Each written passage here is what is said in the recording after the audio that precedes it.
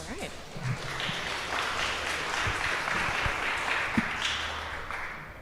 So thank you very much for the introduction. Very happy to be here. We are very well aware that policy is probably not the real reason you came to this conference, but we're here to convince you that it is something that you should definitely be paying attention to in the DeFi world, because the world of policy is very much expanding its reach into decentralized finance. So I'm very glad to have with me two experts in this space, Joey Garcia, who is a partner at Isolus, law firm based in Gibraltar. Joey, however, works with clients from all over the world and is widely considered as one of the pioneers for regulation in the crypto and DLT space. He's a passionate advocate for a focus on effectiveness in policy and brings a really creative mind to solving issues at the intersect of regulation and decentralized systems. We're also joined by Agata Ferreira, who is the Chief Legal Officer at Status. She's based in Portugal and has been involved in the crypto ecosystem for many, many years in a number of capacities, from teaching at universities, being a very passionate advocate in some of the leading industry bodies in this space, as well as, of course, her day job at Status. One of the things that we really wanted to focus on in this discussion, and it's been something which in the world of CeFi has sort of been very prominent for the last couple of years, but I think really it probably hasn't sort of reached a broader awareness when it comes to DeFi, is anti-money laundering regulations. That's where we're going to focus, but I don't want to forget that there are other areas of policy and regulation where governments around the world are really starting to focus on what it means to try and apply their policy objectives into the DeFi space. We have just in the last week seen some new rules out around tax reporting, for example, which bring up some of the same questions in terms of how broadly they try to reach beyond centralized systems into DeFi as well. And I think as we develop further areas of regulation, for example, in relation to market integrity, which are very much a focus now in terms of, CeFi and crypto, we're also going to see those same questions coming up there. So that's why it's also really, really important to think about some of the questions that we have in terms of AML, which has really been the first area of policy that has sort of tackled the world of crypto in general. But as I said, it definitely won't be the last. But I wanted to start by sort of talking about the definition. So amongst policy regulators, there is one body, Financial Action Task Force, which is very prominent in terms of setting the international standard for AML rules really across the world. And in 2019, they first made it very clear that obligations relating to AML also applied into the crypto ecosystem. And in 2021, in October, they made clear that in some instances, and we'll talk about those, that would also extend into DeFi. So I just want to start by kind of sharing what they sort of said and then sort of turn over to Joey and Agata about, thinking about what that actually means in practice. So FATF said, first up, DeFi applications are not a VASP, so a VASP, virtual asset service provider. That's a relevant definition because it's the person on who they are going to put obligations to do certain things relating to money laundering. So first up, these sort of DeFi applications are not a VASP under the FATF standards because the standards don't apply to underlying software or technology. So we're off to a good start if you think that these rules shouldn't apply into DeFi. However, they quickly followed up and said that DeFi protocol creators, owners, operators, or others who maintain control or sufficient influence over the DeFi protocol may fall under the FATF definition of a virtual asset service provider where they are providing or actively facilitating those services. They go on to explain that owners and operators of DeFi projects that qualified as virtual asset service providers are distinguished by their relationship to the activities undertaken. They may exert sufficient control or influence over assets or the project's protocol. And the influence can also exist by maintaining an ongoing business relationship between themselves and users, even when it's exercised just through a smart contract or in some cases voting protocols. finally, they sort of ended by saying government regulators shouldn't just accept claims of decentralization. They need to conduct their own due diligence to understand how, you know, individual protocols, individual smart contracts actually work. They even went so far as to sort of suggest that if a DeFi platform has no entity running it, a jurisdiction could order that a virtual asset service provider actually be put in place as someone who would be subject to these obligations for AML. So, as I said, we started off really well, but then there was a whole lot of caveats under the FATF standard which made clear that there was, in fact, a fair amount of scope to actually consider DeFi owners, operators, and I'll get Joey to begin with to talk a little bit about, you know, sort of what that actually means, but made clear that really this kind of goes beyond, you know, certainly what we'd seen before 2021. Maybe I might actually start with you, Agata. Practically speaking, what does the definition of DeFi actually mean? Who might be caught by it? That's a very good question, and I wish someone could answer that, because we have different layers of difficulties here in order to determine who actually will be a VASP under this new guidance. The first one is all the ambiguity of certain terms that are being used, sufficient influence. What does it mean exactly? What does it mean to be actively facilitating? So that's the first level of ambiguity that we have to deal with. And then you have the second level of ambiguity, which deals with the overall approach in the 2021 guidance, which actually departures from the original 2019 guidance, which brings this expansive idea of interpretation, which is sort of in contrast with how would you usually interpret those sort of regulations, because you usually interpret them in a very detailed and narrow way. So you have the first level of difficulty: what does it mean to be sufficiently in control? What does it mean to be actively facilitating? And then what does it mean to interpret those ambiguous terms in expansive way? And then you have another layer of difficulties, because this is just the guidance, and each jurisdiction have their own legal and regulatory frameworks, under which many of the firms, many of the enterprises have already complied or tried to comply with the relevant frameworks, and now they have this additional difficulty to see whether they would perhaps be caught within the net of this new guidance through this expansive interpretation that nobody is actually quite sure what that means. So it's a very difficult question to answer at this point, and I think we're going to have to wait and see how this interpretation is going to develop. But the idea is that, and FATFA guidance says that at some point of the life cycle of the project or the virtual asset, there will be a VASP at some point. So it's casting this net very, very widely, and making sure that there is someone that some entity, some operator, some enterprise there to whom these compliance obligations can be attached to. So the idea is to regulate. Now let's find a way how to do that. And if I may just add that perhaps the approach should be the other way around, because the regulation is just a mean to an end, not an end in itself. So the mandate of the authorities is to mitigate certain risks, is to protect certain target groups like consumers through regulation if that is required. So we are facing lots of levels of difficulties and lots of uncertainty in this space, and that's increasing, but the intention is definitely to capture with regulation this space this way or another.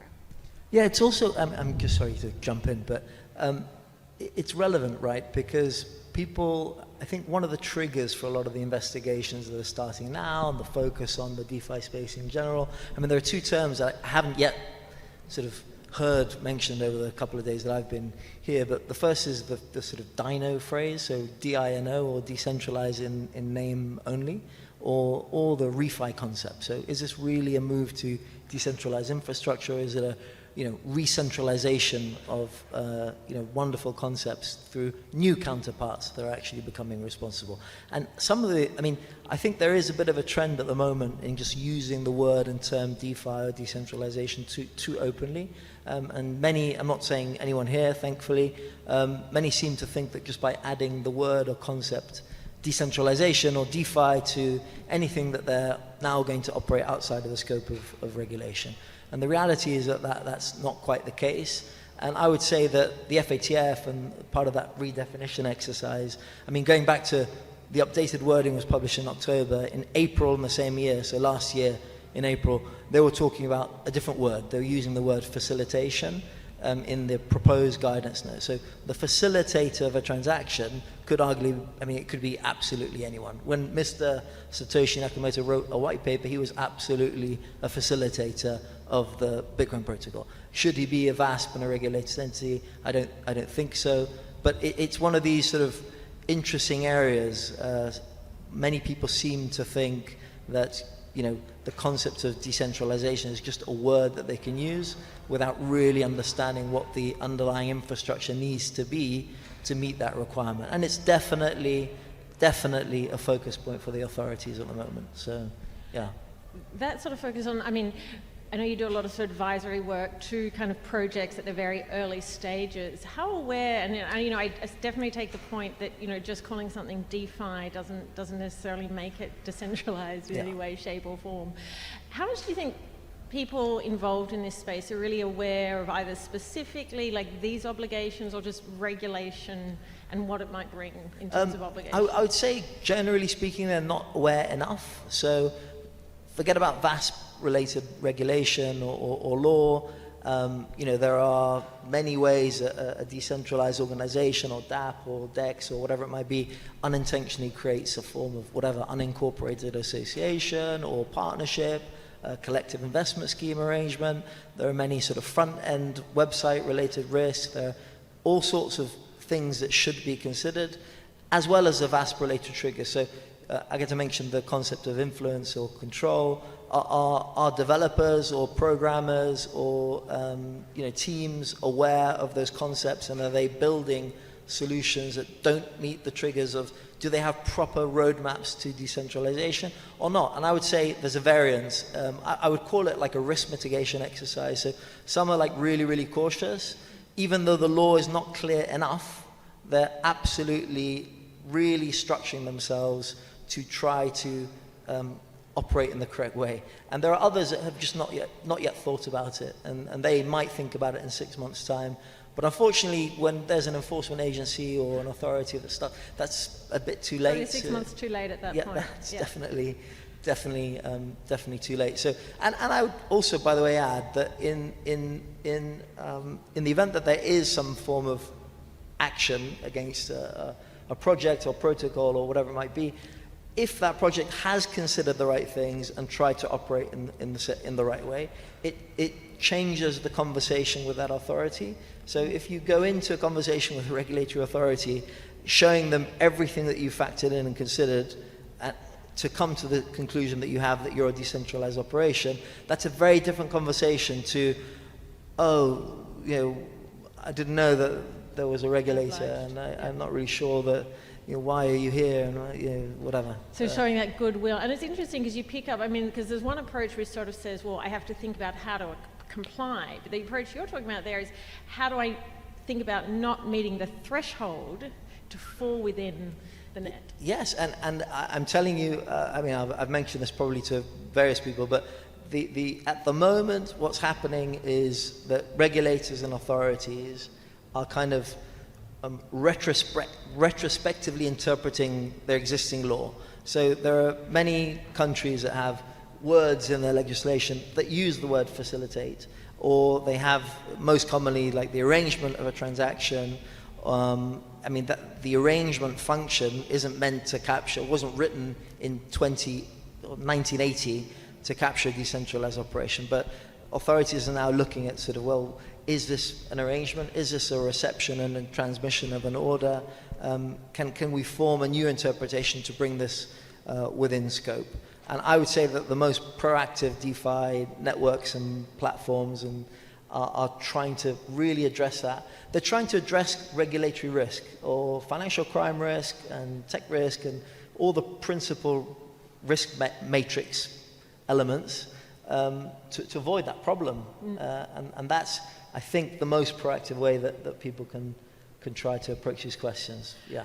So that, I mean, Joe's talked about sort of like how do you not meet the threshold, how do you not get caught in the net? But Agata, what are the kind of the challenges you see in trying to actually apply these rules into the DeFi space? So just, for people who, are within the net, either deliberately or mistakenly, they found themselves within the net, and then thinking about, well, how do I actually meet those rules? Like, what are the challenges in doing that? Well, I would look at the challenges for both sides, because this is a challenge for the authorities, and this is the challenge for the participants in that space. And I think the first authorities should think about the challenges that they are creating for those participants, because what we are talking about here is a travel rule. And a travel rule is a monitoring and surveillance mechanism and measure that authorities may inadvertently make participants to comply with it that are not equipped to comply. I'm going to jump in there measures. because I know we think about policy all day long, but not everyone in the audience might know what the travel rule actually requires people to do. Do you want to just explain briefly what it requires? It's a measure that requires those participants to monitor certain transactions and report them in a certain way to certain authorities. So there is a whole lot of risks involved in that for the ultimate individual and the privacy of that individual. So I think that by trying to impose these regulatory measures on certain participants that are perhaps not equipped like traditional financial intermediaries to comply with those measures, the authorities might be creating a whole lot of risks for the ultimate individuals that they are meant to be protecting. So there is this one challenge for the authorities. What sort of risks do you mean by that? If there's certain transactions are being monitored, the certain transactions are being reported, there's this, all this information is available, all this information is exposed on the published, on the permissionless blockchain, so that creates the risks for the individuals that might be exposed through those reporting requirements that are being imposed on participants that are not fully equipped to comply with those requirements. But then the second set of challenges is for these participants that have to potentially comply with the VASP regulations, and they will have to add additional layer of compliance, additional layers of processes, and additional requirements for licensing and so on to become different kind of participants than they perhaps anticipated to be in the space. Yeah. If I could get you to just pick up, like, what does it actually mean to be a VASP? Like, what if you suddenly found yourself as a DeFi protocol having to comply? What does that actually mean? Well, I mean, there are two things. One, I'm going to mention quickly something travel related for the DeFi industry, which is super relevant. So, I mean, and Agata's already summarized, but, like a Swift network transaction, bank to bank, I send money to Caroline, my bank's going to know who I am, her bank is going to know who she is, and that data and information can be exchanged. So that's been applied to, crypto asset related transactions. That's the application of recommendation 16 and the travel rule. But the only reason I mention that is that in a Coinbase to Binance transaction, VASP to VASP, there's no question that the travel rule is going to apply. And they are working on many different solutions, and there's a sunrise issue, and the FATF understand that, et cetera, et cetera. The difficulty is that many countries have excluded a VASP to an unhosted wallet related transaction, or let's say a VASP to a DeFi network. Arguably, the DeFi network, if it's not a VASP, then it falls outside of the scope of the travel rule. So now imagine a situation where you're an authority or you're the FATF, and there's this whole global network of VASP to VASP related, regulated sort of identifying mechanisms for the sharing of originator and beneficiary information, but everything that goes outside of that network is not caught.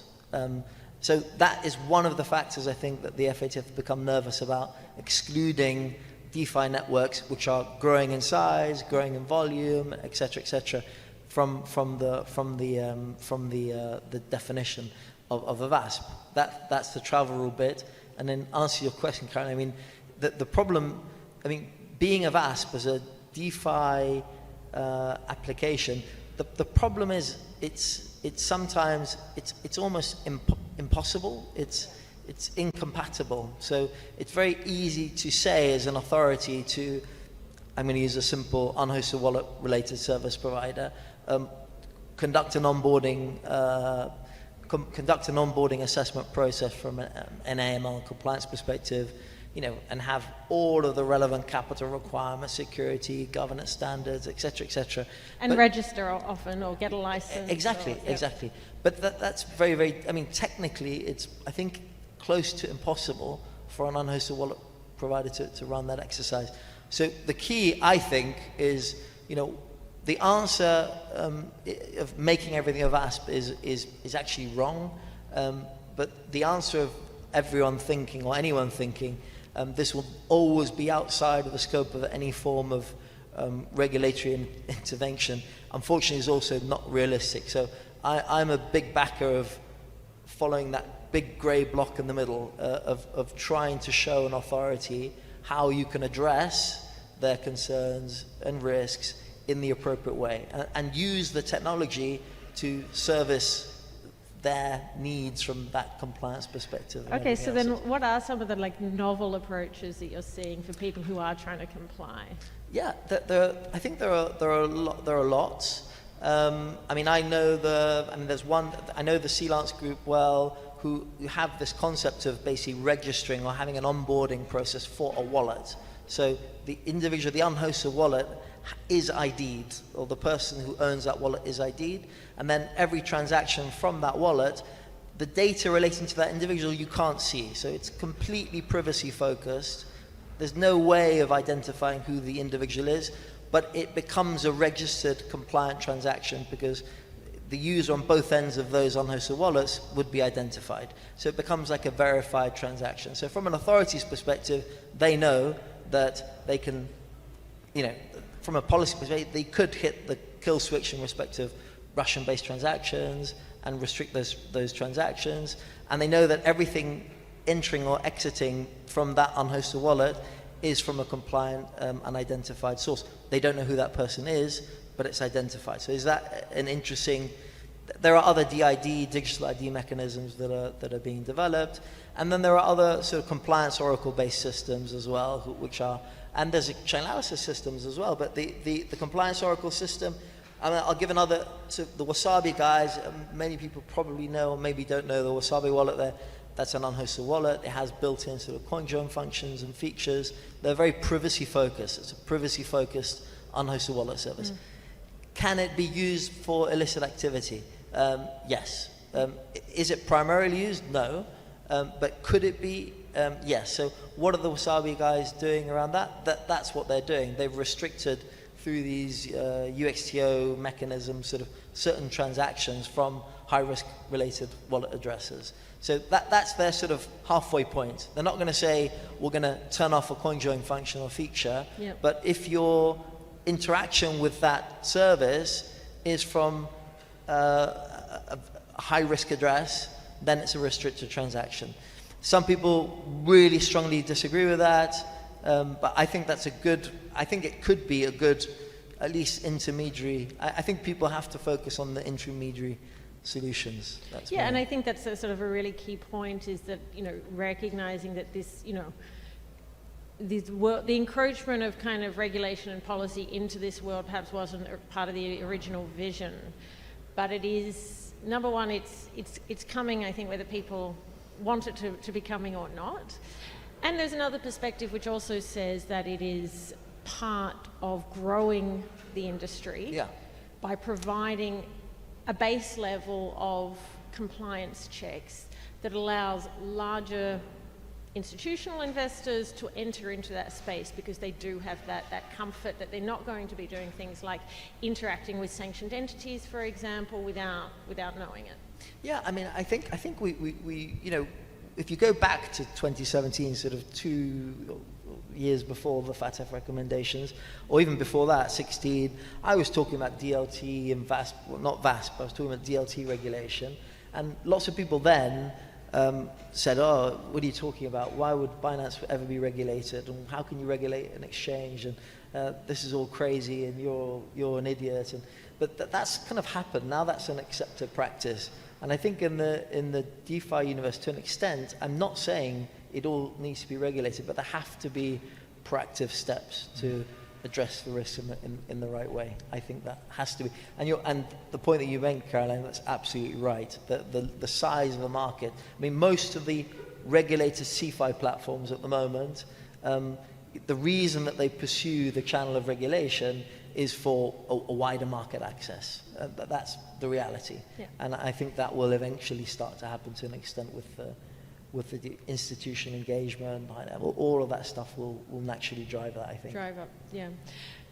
Agata, you've mentioned, I mean, you sort of focused a little bit also that there's an obligation both on industry, but also very much on regulators. Some people have sort of described what's happening as very much sort of a copy-paste of taking from a centralized world and trying to apply the same sort of rules into a decentralized world. What are novel approaches that, you know, regulators could be thinking about that might actually address the same policy objective, which is, you know, to avoid, you know, the use of these systems through money laundering or the financing of terrorism, but not do it in the same way? Yes, very, very well that you mentioned that, and you also mentioned a similar point earlier, Joey. So basically, the rules that are being applied have been designed for centralized, intermediated financial space. What's being created here is decentralized, disintermediated financial space. The products are the same, but the architecture on which they are built is completely different. So that requires the same sort of redefining the regulatory approach. And I agree that regulators are very often outside of their comfort zone because they work within the limited mandate, they work within the limited capacity, and this is a completely new phenomenon. So that requires broader approach than just expanding the regulatory and legal frameworks that we have onto the space that is completely different. And we can leverage technology for that. And Joey has already mentioned a few solutions that can leverage the technology itself to achieve regulatory goals and identify the risks that actually exist in that space, rather than coming up with immediately wanting to regulate, run into regulation. First, identify if the same risk exists that the regulation in the traditional financial space seek to address. Because many of those risks are already mitigated through technology. Many of these risks do not simply exist in the same way because it's non-custodial space, for example, some parts of it. Okay, but to challenge a bit on that, I mean, money laundering this is sort of the focus here. Is that sort of suggesting that the money laundering risk is less in DeFi than it is in CeFi or in traditional finance? I mean, unfortunately, most of the authorities do run liquidity pool risk reports and all sorts of things. They have very detailed access to that data, and you know, whatever anyone says, of course, I understand that the overall ambition and offering those services to people through simple access points and et cetera, but it is absolutely used for things that aren't, you know, a more illicit nature than.